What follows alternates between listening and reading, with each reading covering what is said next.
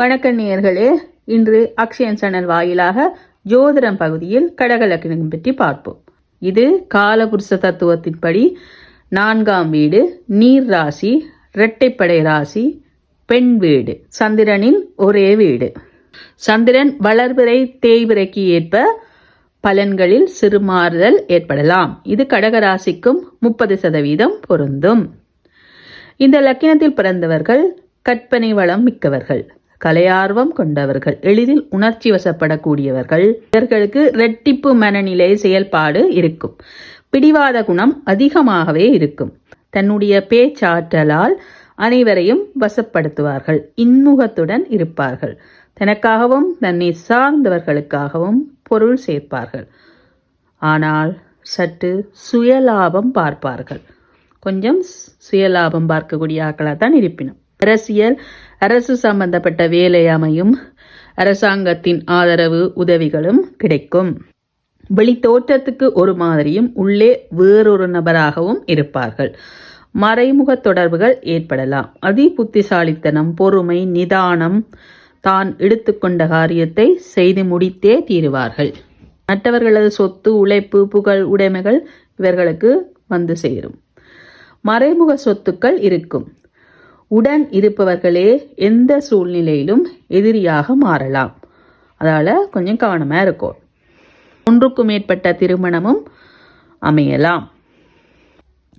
கடகலக்கினக்காரர்களுக்கு புரிந்து கொள்ளாத முரண்பாடான வாழ்க்கை துணை அமையும். அதே நேரம் வாழ்க்கை துணை வந்த பின் பொருளாதார முன்னேற்றம், வெற்றிகள் உண்டு. திருமணம் தாமதம், தடை ஏற்படலாம். ஒன்றுக்கும் மேற்பட்ட திருமணங்களும் நடக்கலாம். திருமணம் நிச்சயித்து நின்று போற பலன்களும் இவர்களுக்கு உண்டு. இயல்பாகவே கடகலக்கினக்காரர்கள் பூரண ஆயுள் பலம் கொண்டவர்கள். இவர்களது மறைவிற்கு பிறகும் இவர்களது பெயர் இருக்கும். தகப்பனை விட தாய் மேல் அதிகமாக அன்பு கொண்டவர்கள். கடகலக்கினக்காரர்கள் எல்லோர் மீதும் அன்பாகவே இருப்பார்கள். இந்த லக்கினக்காரர்கள் வாழ்வில் வெற்றி பெற என்ன செய்யலாம் என்று பார்ப்போம்.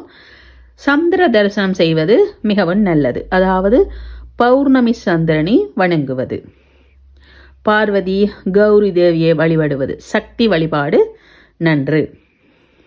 திங்கட்கிழமையில் பச்சையரிசியில் நெய்வேத்தியம் செய்து தயிர் சாதமோ பால் சாதமோ வெண்மை நிறமாக இருக்கோள் அம்பிகைக்கு வைத்து தயிர் சாதமோ பால் சாதமோ வெண்மை நிறமாக இருக்கோளும் அம்பிகைக்கு நிவேதனம் செய்து விரதம் இருப்பது நன்று. தன்னை விட வயதில் மூத்த பெண்களுக்கு, தாய்மார்களுக்கு உதவி செய்வது, கொஞ்சம் கேர் எடுத்துக்கொள்வது கூட இவர்கள் வெற்றிக்கு வழிவகுக்கும். வீட்டை சுத்தமாக நறுமணமாக வைத்துக் கொள்வது கூட இவர்கள் வெற்றிக்கு வழிவகுக்கும். கடல் நீராடுதல் சிறப்பு. எண்களில் 2ஐ பயன்படுத்துவது, வெள்ளை நிற உடைகளை திங்கட்கிழமையில் அணிவது சிறப்பு. திங்கள் வியாழக்கிழமைகள் நன்று. நீர்நிலைகளை எப்பவுமே அசுத்தப்படுத்தக்கூடாது, மதிக்க வேண்டும். இதை நீங்கள் தொடர்ந்து செய்து பாருங்க, நீங்களும் வெற்றியாளர்களே. அடுத்த பதிவில் சிம்ம லக்கினம் பற்றி பார்ப்போம். நன்றி. வாழ்க வளமுடன்.